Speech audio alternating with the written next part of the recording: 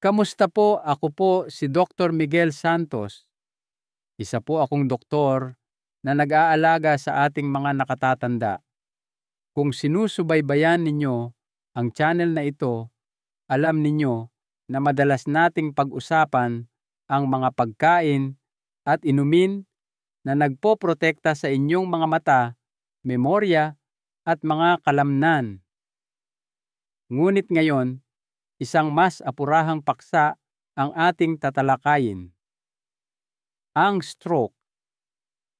Partikular kung paanong ang isang simpleng gawi na ginagawa ninyo tuwing umaga ay maaaring tahimik na nagpapataas ng inyong panganib sa stroke nang hindi ninyo namamalayan. Ito ay isang bagay na paulit-ulit kong nakikita sa aking mga pasyenteng may edad na.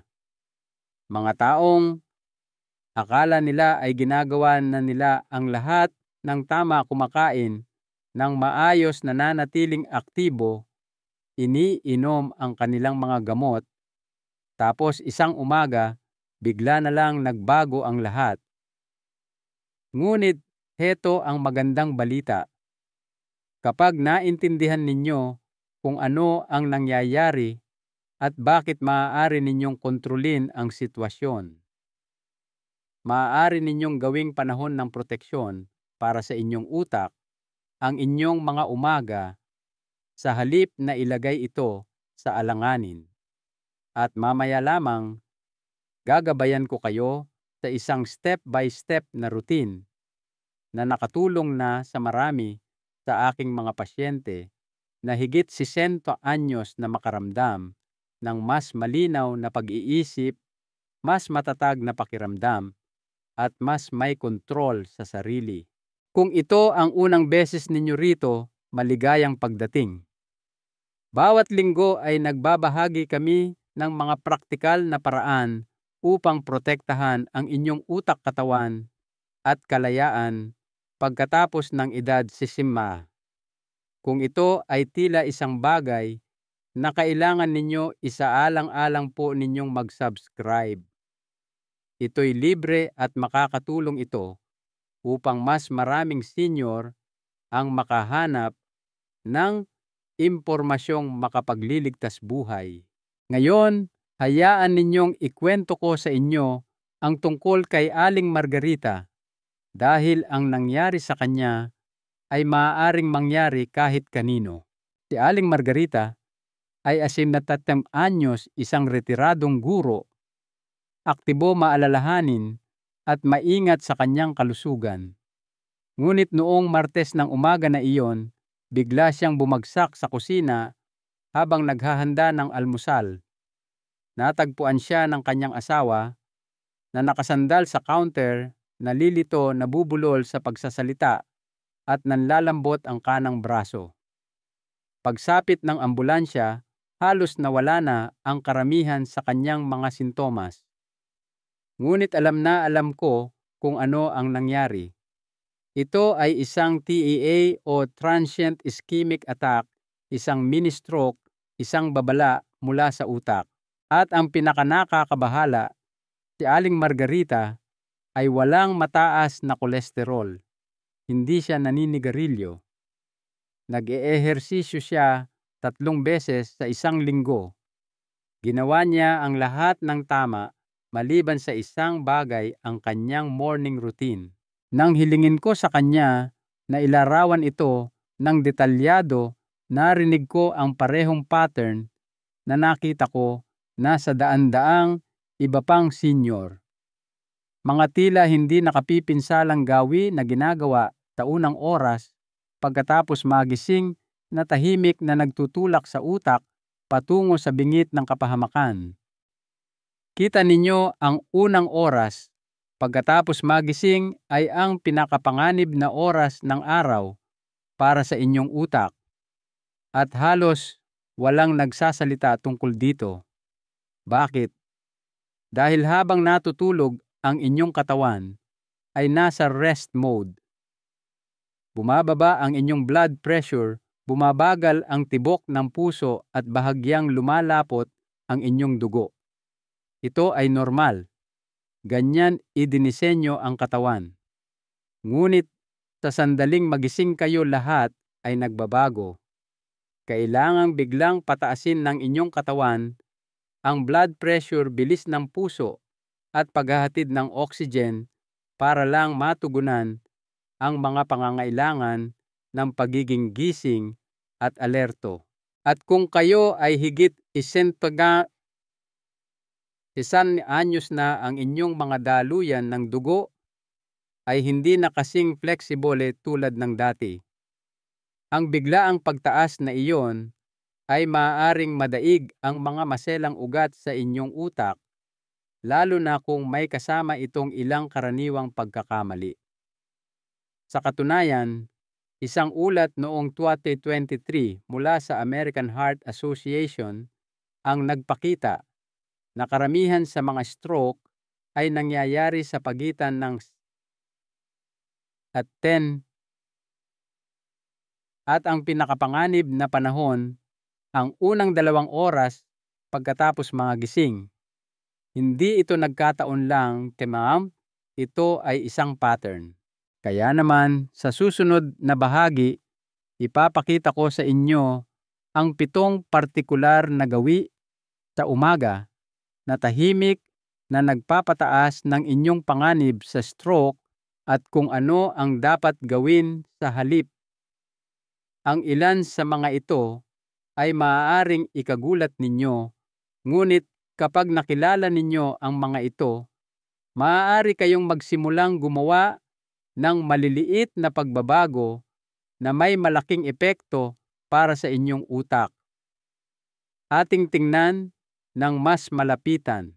Ano ba ang ginagawa ni Aling Margarita tuwing umaga na halos ikapahamak niya? Walang kakaiba, walang di pangkaraniwan.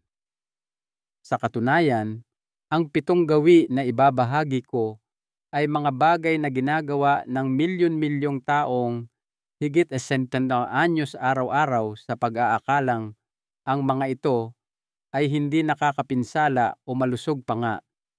Ngunit sa unang marupok na oras, pagkatapos magising, kapag ang inyong utak ay nasa pinakabulnerableng estado, ang mga gawin na ito ay maaaring tahimik na magtulak sa inyo patungo sa isang stroke. Isa-isahin natin. Unang gawi, masyadong mabilis na pagbangon sa kama. Dati, ipinagmamalaki ni Aling Margarita kung gaano kabilis niyang sinisimulan ang kanyang araw. Pagtunog ng alarm, ilang segundo lang, ay nakatayo na siya. Ngunit heto ang hindi alam ng karamihan. Kapag bigla kang lumipat mula sa pagkahiga patungo sa pagtayo, lalo na pagkatapos ng 7 hanggang 8 oras na tulog, maaaring biglang bumaba ang iyong blood pressure, isang kondisyong tinatawag na orthostatic hypotension. Sa loob ng 10-15 segundo, maaaring hindi makakuha ng sapat na oxygen ang iyong utak.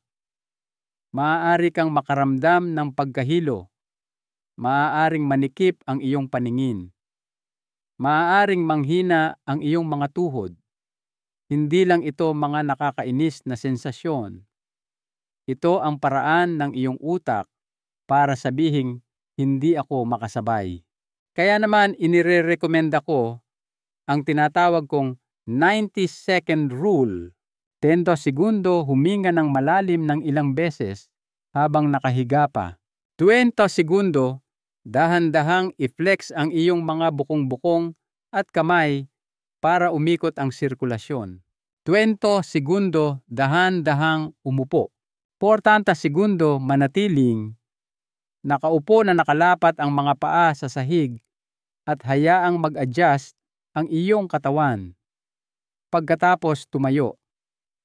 Sinimulang gawin ito ni Aling Margarita tuwing umaga at sa loob lamang ng ilang araw nawala ang kanyang pagkahilo sa umaga. Kung nakaramdam ka na ng hilo sa umaga, hindi ka nag-iisa. Ito ay mas karaniwan kaysa sa inaakala mo at mas seryoso kaysa sa tila. Ikalawang gawi, paglaktaw sa tubig at pagdiretso sa kape. Dati kape agad ang inaabot ni Aling Margarita. Pamilyar ba, ngunit pagkatapos ng 7 hanggang 8 oras na walang likido ang iyong katawan ay nagigising na dehydrated o kulang sa tubig. Kahit 1% lang na pagbaba sa hydration ay nagpapalapot sa iyong dugo, nagpapahirap sa puso, at nagpapabagal sa sirkulasyon. Ngayon, idagdag mo pa ang kape na nagpapasikip sa mga daluyan ng dugo at bigla mayroon ka ng recipe para sa mahinang paghahatid ng oxygen sa utak. Si Mang David, isang 71 anyos na pasyente ko, ay dating nakakaramdam ng malakas na kabog ng dibdib pagkatapos ng kanyang unang tasa ng kape. Tinuri namin ang kanyang hydration at nalaman na napakalapot ng kanyang dugo sa umaga, kaya't ang kanyang puso ay nagtatrabaho ng sobra para lang mapagalaw ito. Ang solusyon, simple ngunit epektibo. Uminom ng isang baso, mga 240 ml ng tubig na nasa room temperature na may isang kurot na sea salt o isang patak ng lemon bago uminom ng anumang may caffeine. Nawala ang pagkabog ng puso ni Mang David sa loob ng 1 linggo. Ikatlong gawi, pagkain ng malusog na almusal na puno sa sodium. Instant oatmeal bran muffins, whole grain toast. Akala ni Aling Margarita ay tama ang kanyang ginagawa. Ngunit marami sa mga tinatawag na malusog na almusal na ito ay naglalaman ng 400 hanggang 600 miligram ng sodium, minsan higit pa, bago pa man magsimula ang iyong araw. Ang sobrang sodium na iyon ay nagpapatigas ng iyong mga ugat, nagpapataas ng iyong blood pressure, at nagdaragdag ng bigat sa maliliit na daluyan sa iyong utak. Si Aling Sara, 73, ay nakakaranas ng pagtaas ng blood pressure sa 140s sa loob ng 30 minuto pagkatapos kumain. Nang palitan namin ang kanyang flavored oatmeal ng plain rolled oats na may berries, bumaba ng 20 puntos ang kanyang morning pressure. Ang panuntunang ibinibigay ko sa aking mga pasyente, panatilihin ang sodium sa ilalim ng 300 ml bago mag-night down na dew. Mag-focus sa 2 tananpay na gulay at prutas at 1 tray na protina o complex carbs. Ika-4 na gawi, pag-inom ng purong kape nang walang laman ang tiyan. 2 tasa ng purong kape bago mag-almusal. Iyan ang dating ginagawa ni Aling Margarita. Akala niya ay nagbibigay ito ng lakas, ngunit sa katotohanan, nagdudulot ito ng 30% hanggang 60% na adrenaline spike na nagpapasikip sa kanyang mga ugat at nagbibigay stress sa kanyang puso. Si Mang Tomas, 79 anyos, ay 3 beses na isinugod sa aking ER sa pag-aakalang inaatake siya sa puso. Lumabas na acid reflux lang pala at ito na dulot ng purong kape sa walang laman na tiyan. Hindi mo kailangang itigil ang kape. Kumain lang muna ng kaunting buffer bite o pangsapin. 1 nilagang itlog, kalahati ng saging o ilang pirasong almonds. At limitahan ang caffeine sa 1 tasa, mga 150 milligrams, at maghintay ng 30 minuto bago uminom ng pangalawang tasa. Hindi ito tungkol sa pagtigil sa kape. Ito ay tungkol sa tamang tiyempo para ito ay gumana ng pabor sa iyong katawan, hindi laban dito. Ika-5 gawi, pagbabaliwala sa bahagyang pagkabulol, pagkahilo o pamamanhid. Ito ang pinakakinatatakutan ko. Sinabi sa akin ni Aling Margarita na may mga pagkakataon na hindi lumalabas ng tama ang kanyang mga salita, karaniwan sa unang oras pagkatapos magising. Inakala niyang morning fog lang iyon. Hindi. Iyon ay mga senyales ng mga mini-stroke o TI at paraan iyon ng iyong utak na mag-ensayo para sa isang bagay na mas seryoso. Anumang problema sa pagsasalita, anumang pangingilig sa isang bahagi ng katawan, anumang pagngiwi ng muka, kahit na mabilis itong mawala, ay isang medical emergency. Tandaan ang PFAST, drill face drooping, panghiwi ng muka, arm weakness, panghihina ng braso, speech changes, pagbabago sa pananalita. Time to call 911, oras na para tumawag sa 911. Ang mga episode ni Aling Margarita ay mga babala at ang pagbabaliwala sa mga ito ay maaaring humantong sa isang ganap na stroke. Ika-6 na gawi pag-inom ng lahat ng gamot sa umaga ng sabay-sabay kasama ang kape. Mga gamot sa pression pills para sa thyroid aspirin. Dati iniinom lahat ni Aling Margarita ng isang bagsakan kasabay ng kanyang kape sa umaga. Tila episyente, ngunit mapanganib. Maaaring baguhin ng caffeine kung paano naa-absorb ang mga gamot. Ang ilang kombinasyon tulad ng green tea na may beta blockers ay maaaring maging sanhi ng sobrang pagbaba ng blood pressure. Si Aling Ruth 75 ay nakakakuha ng mga reading na mas mababa sa 160 isang oras lamang pagkatapos inumin ang kanyang mga tableta kasama ang kape. Ngayon, gumagamit na siya ng pill organizer na may mga nakatime na alarm at pinaghihiwalay niya ang mga magkasalungat na gamot ng 30 minuto. Hindi lang ito tungkol sa kung ano ang iniinom mo, kundi kung paano at kailan mo ito iniinom. Ika-7 gawi, pananatili sa kama habang nag-i-scroll at binabaliwala ang punong pantog. Inamin ni Aling Margarita na gusto niyang humiga sa kama at mag-check ng email bago bumangon kahit na kailangan na niyang umihi. Ngunit, ang pagpipigil ng ihi sa umaga ay nagdudulot ng pagtaas ng presyon sa iyong tiyan. Kapag sa wakas ay tumayo ka, ang biglaang pagbabago ay maaaring magdulot ng malakas na tibok ng puso o pagtaas ng blood pressure. Si Mang Frank, 68 anyos, ay dumating sa akin na may eksaktong ganyang problema. Ang solusyon, pumunta sa banyo sa loob ng 5 minuto pagkatapos magising.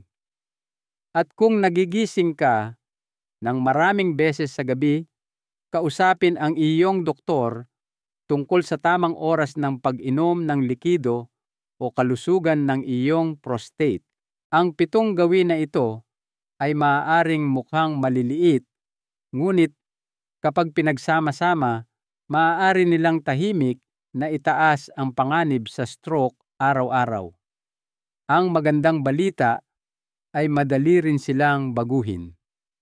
At sa susunod na bahagi, ipapakita ko sa inyo ang 5 maagang babala na maaaring ibinibigay na ng inyong utak at kung ano ang ibig sabihin ng mga ito. Ipagpatuloy natin. Kaya paano mo malalaman kung ang mga gawi sa umaga na ito ay nakakaapekto na sa iyong utak? Nais kong huminto ka sandali at makinig ng mabuti. Ang iyong katawan ay nagsasalita sa mga bulong bago ito sumigaw. At pagdating sa iyong utak, ang mga bulong na iyon ay madalas na lumilitaw sa unang 30 hanggang 60 minuto pagkatapos magising. Narito ang 5 maagang babala na gusto kong malaman ng bawat senior. Unang senyales, nakakaramdam ka ng head rush o paninikip ng paningin kapag tumatayo. Iyan ang sinasabi sa iyo ng iyong utak, hindi ako nakakakuha ng sapat na oxygen ngayon. Hindi lang ito pagiging antukin. Ito ay isang issue sa sirkulasyon. Ikalawang senyales, bumibilis o kumakabog ang iyong puso pagkatapos ng iyong unang tasa ng kape. Iyan ay isang senyales na ang iyong katawan ay nagre-react sa caffeine sa isang sistemang walang laman at ang iyong utak nadadamay ito sa gulo. Ikatlong senyales, ang iyong blood pressure ay higit sa 140/90 sa loob ng 30 minuto pagkatapos ng almusal. Hindi lang ito nagkataon. Ito ay isang tugon sa sodium dehydration at stress hormones na nagsasama-sama sa pinakamasamang posibleng panahon. Ikaapat na senyales, napapansin mo ang panandaliang pagkabulol, panghihina ng hawak o pangingilig na tumatagal ng wala pang 10 minuto. Ito ay isang pulang bandila. Kahit na mabilis itong mawala, madalas itong mga senyales ng isang transient ischemic attack, isang mini-stroke. Ikalimang senyales, nakakaramdam ka ng biglaang malakas na tibok ng puso kapag sa wakas ay bumangon ka para gumamit ng banyo. Higit pa ito sa kailangan mo lang umihi. Ito ay ang iyong cardiovascular system na nabibigla pagkatapos magpigil ng presyon ng masyadong matagal. Ngayon, heto ang gusto kong gawin mo. Bilangin kung ilan sa 5 senyales na iyon ang angkop sa iyo. 1.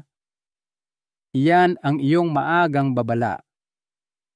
2 o higit pa, iyan ay ang iyong utak na nagwawagayway ng pulang bandila. Ngunit pakiusap, huwag magpanik. Dahil heto ang bahaging puno ng pag-asa. Ang mga babalang ito ay hindi isang habambuhay na sentensya. Ito ay isang panggising. At sa susunod na bahagi, ibabahagi ko sa iyo ang kwento kung paano binago ni Aling Margarita ang kanyang mga umaga at ang kanyang buhay sa pamamagitan lamang ng pagbabago sa paraan ng pagsisimula ng kanyang araw. Ituloy natin. Naalala ninyo ba si Aling Margarita? Ilang buwan lang ang nakalipas, nakahandusay siya sa sahig ng kanyang kusina, nalilito, mahina, hindi makapagsalita. Akala niya ginawa na niya ang lahat ng tama at sa maraming paraan tama siya. Ngunit ang hindi niya namalayan ay ang kanyang morning routine ay tahimik na kumakalaban sa kanyang utak. Araw-araw, ang maliliit na desisyon, masyadong mabilis na pagbangon, paglaktaw sa tubig, pagbabalewala sa mga kakaibang sintomas ay nagpapatong-patong.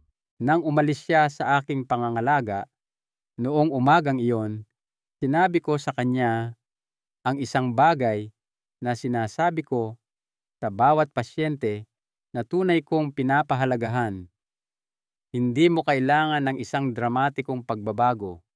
Kailangan mo ng mas matalinong umaga. At isinapuso niya ito. Sa sumunod na mga linggo, nangako si Aling Margarita, hindi para maging perpekto, kundi para maging tuloy-tuloy.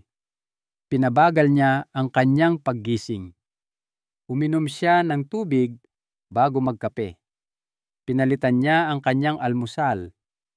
Pinaghiwalay niya ang kanyang mga gamot. Pinakinggan niya ang kanyang katawan. At 6 na buwan ang lumipas, bumalik si Aling Margarita para sa isang follow-up. Pumasok siya na masigla, malinaw ang mga mata at tuwid ang tindig. At sinabi niya ang isang bagay na hindi ko malilimutan. Dr. Santos, Sa wakas, pakiramdam ko sabay nang gumigising ang utak ko sa akin. Nawala na ang pagkaulap ng isip ko, nawala na ang pagkahilo. Mas matalas ang pakiramdam ko kaysa sa mga nakaraang taon.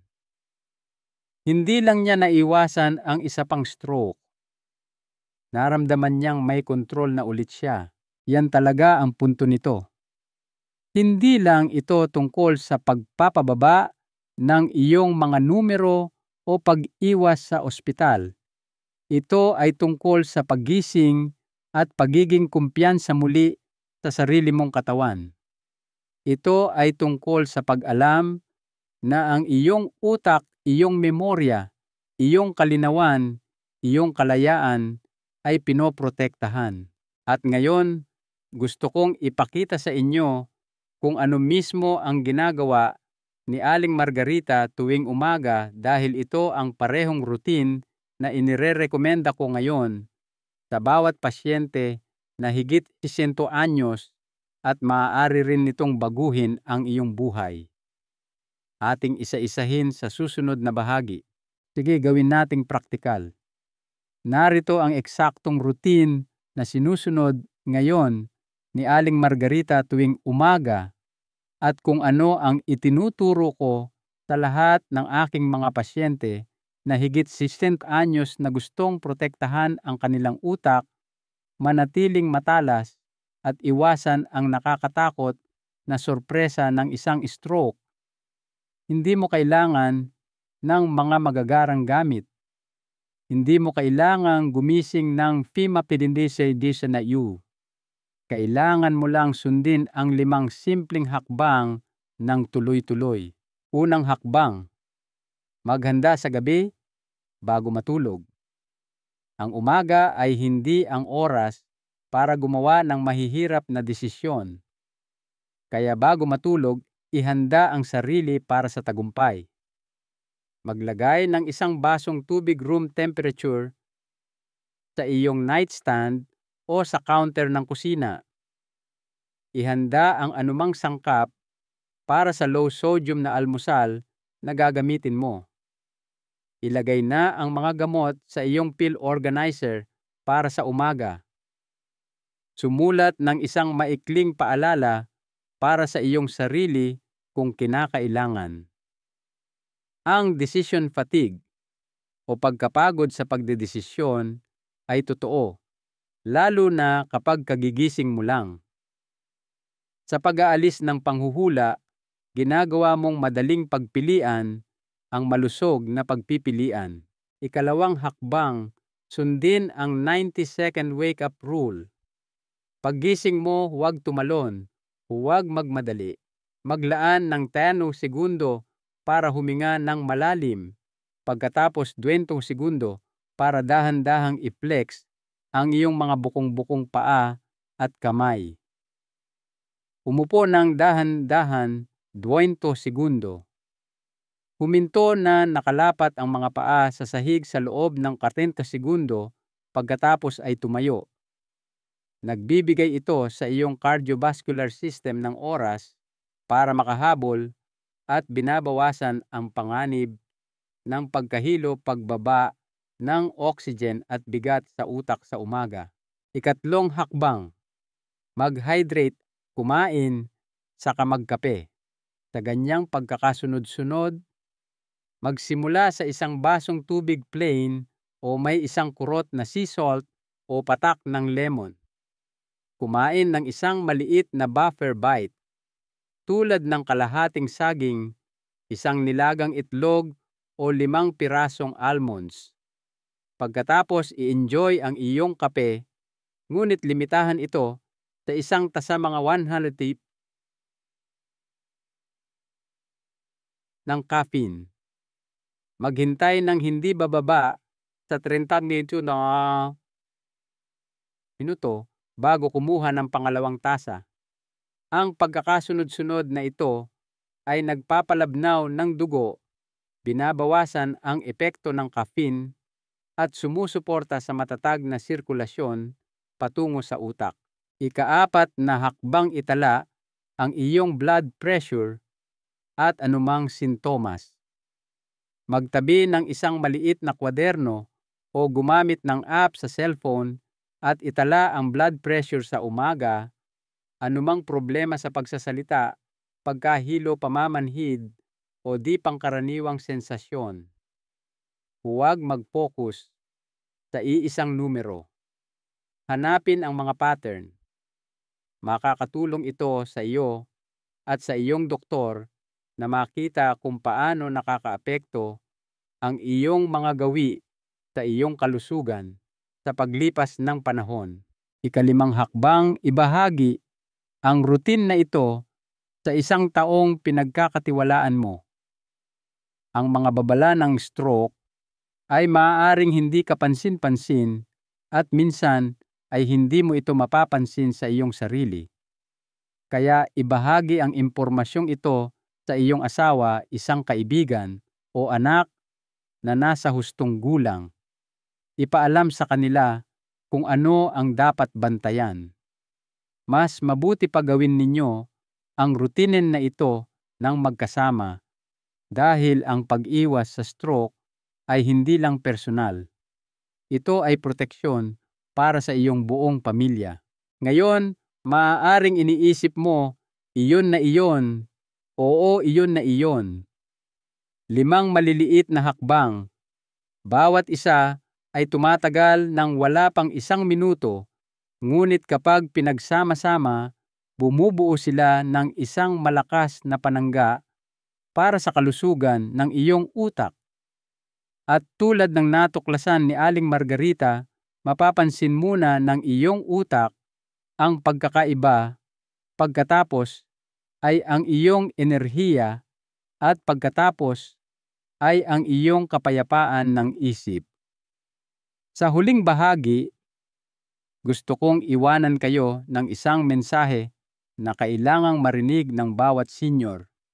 Tapusin natin ito ng sama-sama. Hayaan ninyong iwan ko sa inyo ang simpleng katotohanan ito. Kung paano mo ginugugol ang unang oras ng iyong araw ay humuhubog sa kalusugan ng iyong utak sa mga darating na taon. Walang neutral na teritoryo pagdating sa pag-iwas sa stroke pagkatapos ng edad 60. Bawat maliit na desisyon ay maaaring nagpoprotekta sa iyong utak o naglalagay nito sa panganib. Ngunit ang katotohanang narito ka pa rin, nakikinig pa rin, ay nangangahulugang nagmamalasakit ka. At iyan ay isang malakas na unang hakbang na hindi mo kailangang maging perpekto. Hindi mo kailangang baguhin ang lahat sa isang gabi. Tulad ni Aling Margarita, kailangan mo lang magsimula sa isang gawi, sa isang pagkakataon, at magtiwala na tutugon ang iyong utak. Mararamdaman nito ang pagkakaiba at mararamdaman mo rin isang mahalagang aral para sa ating lahat. Ang kalusugan ng ating utak ay hindi isang laro ng pagkakataon, kundi resulta ng maliliit at tuloy-tuloy na tamang desisyon na ginagawa natin araw-araw. Nasa ating mga kamay ang kapangyarihang protektahan ang ating pinakamahalagang yaman, ang ating isipan at kalayaan. Maraming salamat po sa paglalaan ng oras sa akin. Alam kong may libu-libong iba pang iba pang bagay na maaari ninyong panoorin ngayon at malaking bagay na pinili ninyong manatili dito para alagaan ang inyong sarili. Kung nakatulong sa inyo ang video na ito na makilala kahit isang mapanganib na gawi o nagbigay sa inyo ng isang bagong ideya na susubukan bukas, pakiusap, pindutin po ninyo ang like button. Nakakatulong ito para mas maraming senior ang makahanap ng impormasyong posibleng makapagligtas buhay. Kung bago po kayo dito, isang malaking karangalan po kung mag-subscribe kayo. Ang channel na ito ay nakatuon sa pagtulong sa inyo na protektahan ang inyong isip, katawan at kalayaan, isang matalinong desisyon sa bawat pagkakataon. At kung kayo po ay nakaramdam ng inspirasyon, gusto ko pong marinig mula sa inyo. Mag-iwan po kayo ng komento sa ibaba at sabihin ninyo kung aling isang gawi ang babaguhin ninyo simula bukas ng umaga. Malay ninyo ang inyong komento ay maaaring magbigay inspirasyon sa iba na kumilos din, at ang maliit na alon na iyon ay maaaring makapagligtas ng 2 buhay sa halip na isa. Hanggang sa muli, protektahan ang inyong umaga. Protektahan ang inyong utak.